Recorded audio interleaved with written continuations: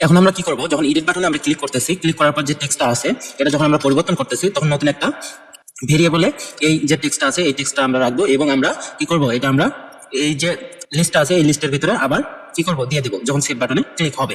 এর জন্য আমরা কি করব, এখানে সেভ বাটনের ভিতরে যখন আমরা ক্লিক করতেছি তখন বলে দিব যে const new new value equal হচ্ছে লিস্ট ইনপুট ডট ভ্যালু এখানে থাকবে এবং কি করবে item dot text equal new value, তখন এখানে চলে আসবে। তো চলেন দেখি কাজ করতেছে কিনা। এডিট বাটনে আমরা ক্লিক করতেছি নিউ টেক্সট, এখন আমরা যদি এখানে টু পরিবর্তন করে দিই এবং সেভ বাটনে ক্লিক করি তাহলে এটা এখানে তো ঠিক চলে গেছে, কিন্তু এখানে শো করতেছে না, কারণ এখানে আমরা রেন্ডারকে কল করিনি। এখানে আমরা আরেকবার রেন্ডারকে কল করে দিই। দেন এখন যদি আমরা এখানে ক্লিক করি এডিট বাটনে এবং টেক্সটকে 3 করে দিই, দেন আমরা যদি সেভ করি তাহলে এটা 3 হয়ে গেছে।